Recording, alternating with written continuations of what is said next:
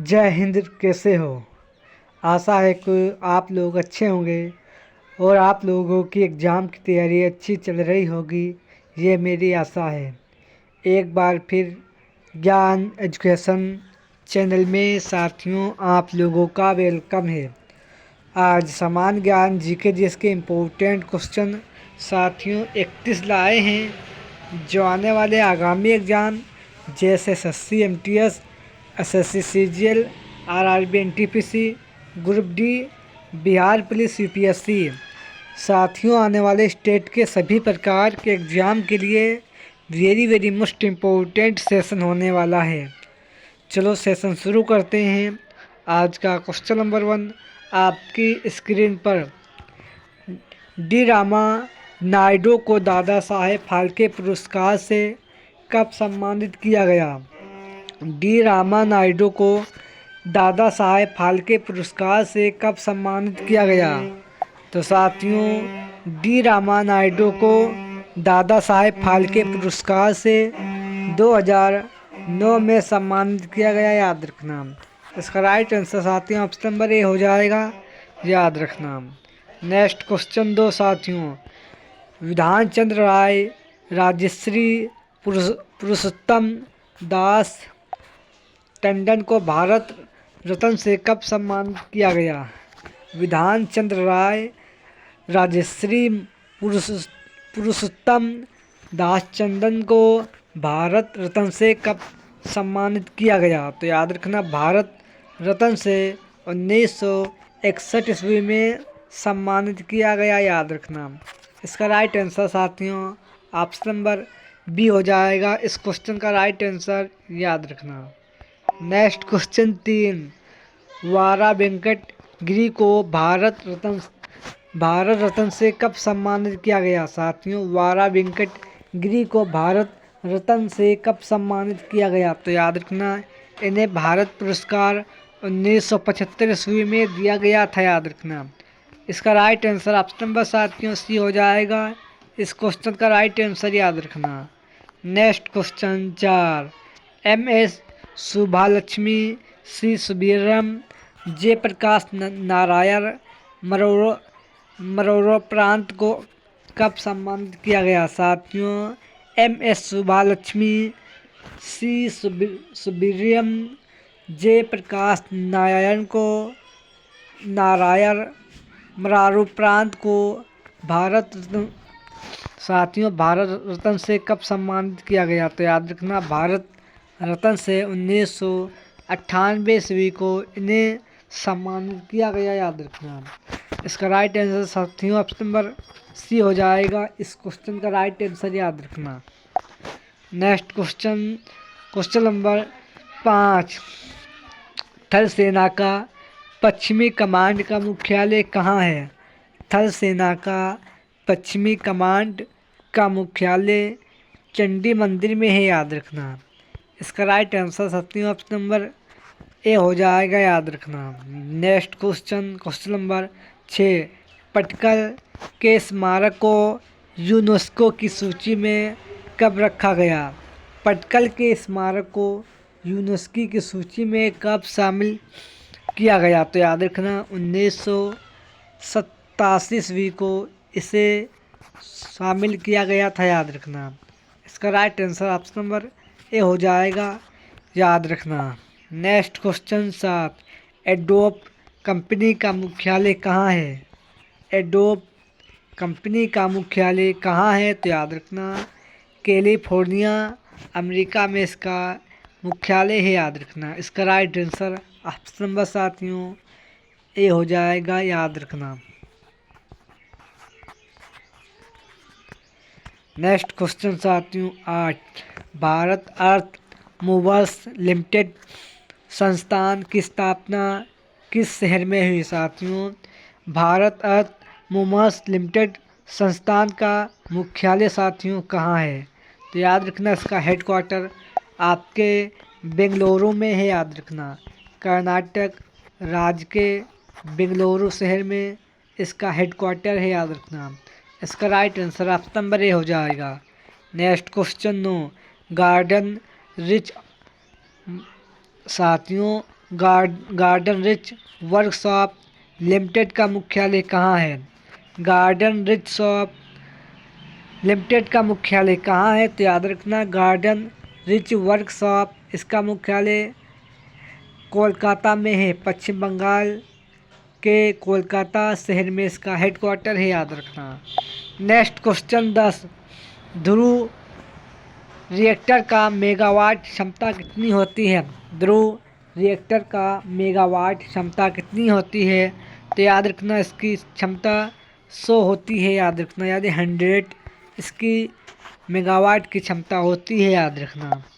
Next question 11, भारतीय राष्ट्रीय अंतरिक्ष समिति का पुनर्गठन करके और कब भारतीय अंतरिक्ष अनुसंधान संगठन की स्थापना की गई? भारतीय राष्ट्रीय अंतरिक्ष समिति का पुनर्गठन करके और कब भारतीय अंतरिक्ष अनुसंधान संगठन की स्थापना की गई? तो याद रखना 15 अगस्त 1969 ईस्वी को इसका गठन किया गया, याद रखना। इसका राइट आंसर साथियों ऑप्शन नंबर ए हो जाएगा। इस क्वेश्चन का राइट आंसर याद रखना।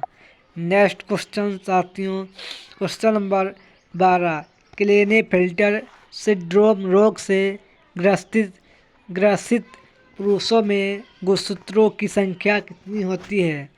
क्लेनेफेल्टर सिंड्रोम रोग से ग्रसित पुरुषों में गुणसूत्रों की संख्या कितनी होती है? तो याद रखना गुणसूत्रों की संख्या 47 होती है, याद रखना। इसका राइट आंसर ऑप्शन नंबर साथियों ए हो जाएगा, साथियों याद रखना। नेक्स्ट क्वेश्चन 13, मानव शरीर में रक्त की मात्रा के भार का लगभग कितना प्रतिशत होता है?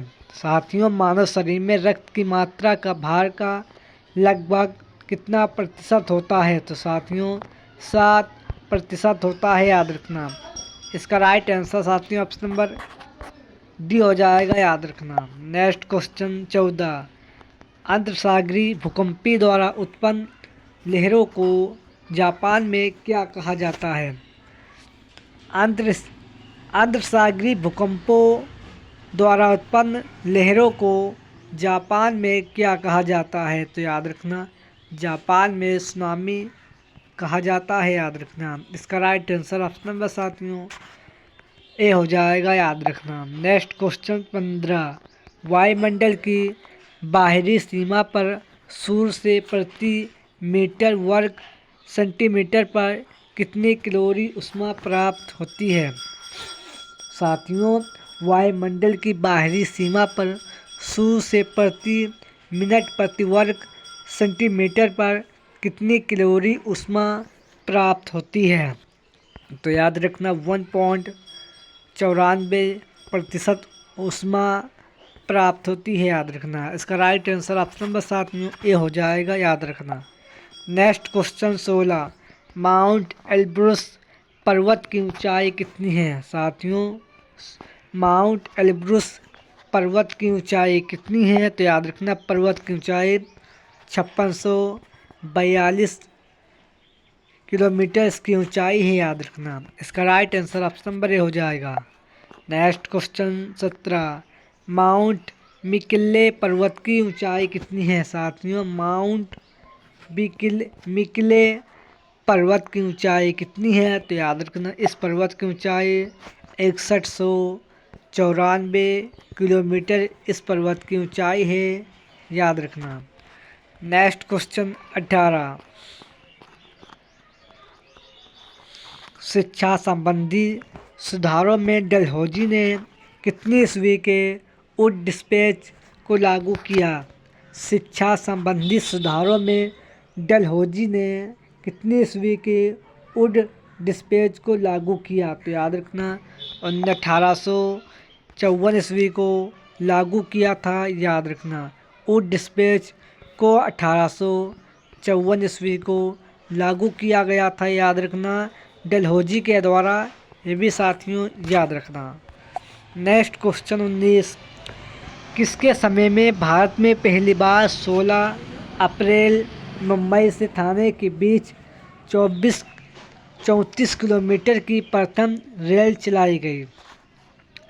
किसके समय में भारत में पहली बार 16 अप्रैल मुंबई में साथियों मुंबई से थाने के बीच 34 किलोमीटर की रेल चलाई गई? तो साथियों डलहौजी के शासनकाल में चलाई गई थी, याद रखना।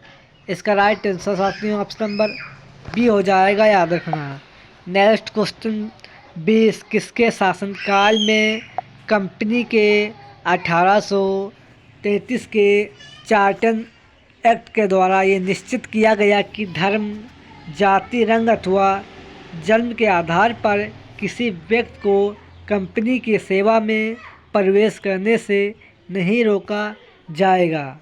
तो साथियों किसके शासनकाल में कंपनी के 1833 ईस्वी चार्टर एक्ट के द्वारा ये निश्चित किया गया कि धर्म, जाति, रंग अथवा जन्म के आधार पर किसी व्यक्ति को कंपनी की सेवा में प्रवेश करने से नहीं रोका जाएगा? तो साथियों ये लॉर्ड विलियम बेंटिक ने ये कहा था, याद रखना। इसका राइट आंसर साथियों ऑप्शन नंबर ए हो जाएगा कि किसी भी जाति या धर्म पे उसे कंपनी में प्रवेश करने से नहीं रोका जाएगा। ये साथियों लॉर्ड विलियम बेंटिक ने कहा था, याद रखना। नेक्स्ट क्वेश्चन 21, अंग्रेजी ईस्ट इंडिया कंपनी की स्थापना कब हुई? साथियों अंग्रेजी ईस्ट इंडिया कंपनी की स्थापना कब हुई? तो याद रखना 1600 ईस्वी में इसकी स्थापना हुई थी, याद रखना। इसका राइट आंसर साथियों ऑप्शन नंबर ए हो जाएगा। नेक्स्ट क्वेश्चन 22, सनडास की हत्या के केस में मौत की सज़ा हुई 15 अप्रैल 1929 ईस्वी को कौन गिरफ्तार हुए थे? सनडास की हत्या के केस में मौत की सज़ा हुई 15 अप्रैल 1929 ईस्वी को कौन गिरफ्तार हुए थे? तो याद रखना ये आपके सुखदेव गिरफ्तार हुए थे, याद रखना। नेक्स्ट क्वेश्चन 23, मैनपुरी षड्यंत्र एवं काकोरी कांड का योजनाकार इस कांड में बंदी कौन बनाया गया था? साथियों मैनपुरी षड्यंत्र या काकोरी कांड का योजना कर इस कांड में बंदी कौन बनाया गया था? तो साथियों इस कांड में राम प्रसाद बिस्मिल जी बंदी बनाए गए थे, याद रखना। नेक्स्ट क्वेश्चन नंबर 24, गंगा नदी की लंबाई कितनी है? तो साथियों गंगा नदी की लंबाई 2525 किलोमीटर इसकी लंबाई है, याद रखना।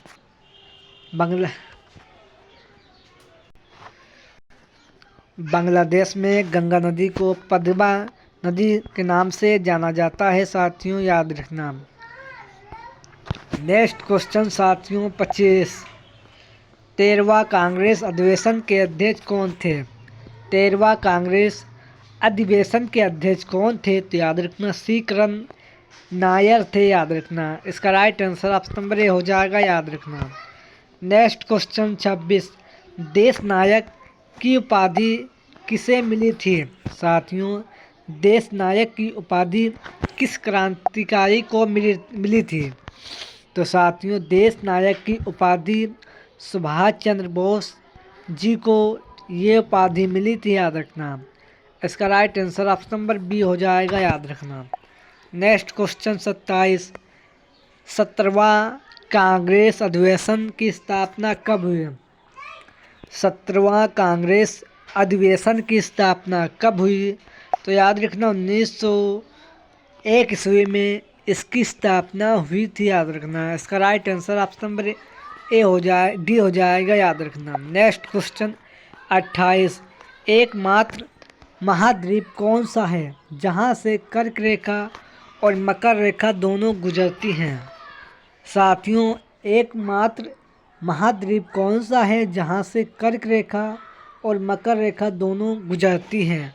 तो साथियों अफ्रीका महाद्वीप से कर्क रेखा और मकर रेखा ये दोनों गुजरती हैं, याद रखना।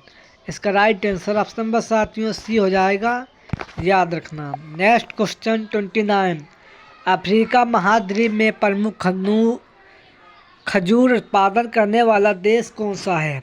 साथियों, अफ्रीका महाद्वीप में कौन सा देश है जहां खजूर का उत्पादन होता है? तो याद रखना मिस्र है, याद रखना। अफ्रीका महाद्वीप में प्रमुख खजूर उत्पादक करने वाला देश मिस्र है, याद रखना। नेक्स्ट क्वेश्चन साथियों 30, कितनी सेंटीमीटर से कम वर्षा प्राप्त करने वाला वन सागवान एवं बांस आदि इसी वन में पाए जाते हैं? प्रिय साथियों, कितनी सेंटीमीटर कम वर्षा प्राप्त करने वाले सागवान एवं बांस के वन पाए जाते हैं? तो साथियों 150 सेंटीमीटर वाले वन में 150 सेंटीमीटर वर्षा वाले क्षेत्र में ये वन पाए जाते हैं साथियों, याद रखना।